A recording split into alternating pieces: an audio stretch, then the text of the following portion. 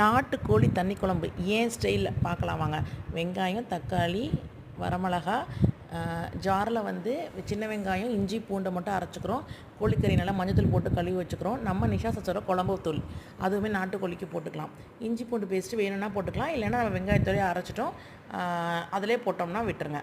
ஒரு பேனலில் வந்து எண்ணெயை ஊற்றி நல்லா தாளிச்சிட்டு எண்ணெயை நல்லா ஊற்றிடுங்க. எண்ணெய் நல்லா காஞ்ச உடனே அதில் நம்ம நார்மலாக நம்ம போடுறோம் இல்லையா, நம்ம தாளிப்புக்கு போடுற சோம்பு சீரகம் மட்டும் போட்டுக்கலாம்.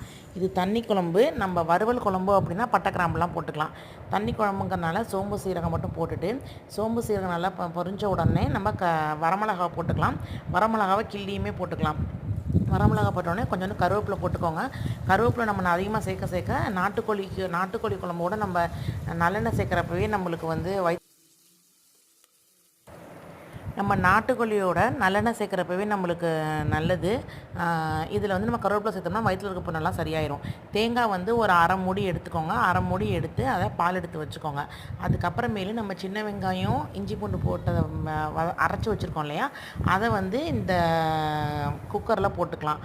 அதுக்கு முன்னாடி கொஞ்சம் 4 தக்காளியை போட்டு நல்லா வதக்கிடுங்க. குழம்புத்தூள் வந்து நான் 3/4 கிலோ நாட்டுக்கோழிக்கு வந்து குழம்புத்தூள் ஒரு 3 ஸ்பூன் போடுறேன். நீங்கள் உங்களுக்கு காரத்துக்கு தகுந்த மாதிரி போட்டுக்கோங்க. நம்ம நிஷா சச்சோட குழம்புத்தூள் வந்து கொஞ்சம் காரமாக தான் இருக்கும், நம்ம காணும் மிளகாய் யூஸ் பண்ணுறதுனால.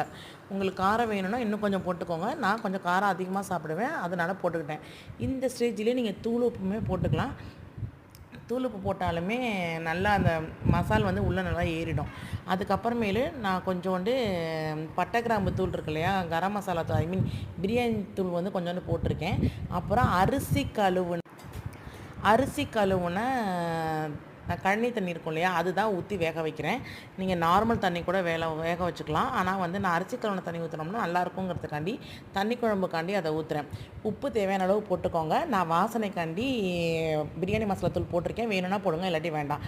கொஞ்சோண்டு தேங்காய் பால் வந்து அரைச்சதை வந்து ஒரு டம்ளர் அளவுக்கு சின்ன டம்ளரில் ஊற்றிட்டு கொத்தமல்லி தூள் மேலே போட்டுட்டு லிட்டை போட்டு க்ளோஸ் பண்ணிடுங்க. ஒரு கோழியோட பதத்தை பொறுத்து ஒரு 4 விசில் விட்றதா 5 விசில் விட்றதான்னு பார்த்துக்கோங்க. கோழியை பொறுத்து விசில் விட்டு இறக்குனீங்கன்னா சூப்பரான தண்ணி குழம்பு நல்லாயிருக்குங்க. இது வந்து குழந்தை பெற்றவங்களுக்கும் கொடுக்கலாம், தட்டில் ஊற்றி கொடுப்பாங்க அப்படியே குடிக்கிறதுக்கு. இதில் நம்ம நல்லெண்ணெய் சேர்த்துமே நம்ம கலந்து சாப்பிட்லாம். சூப்பராக இருக்கும், ட்ரை பண்ணி பாருங்கள்.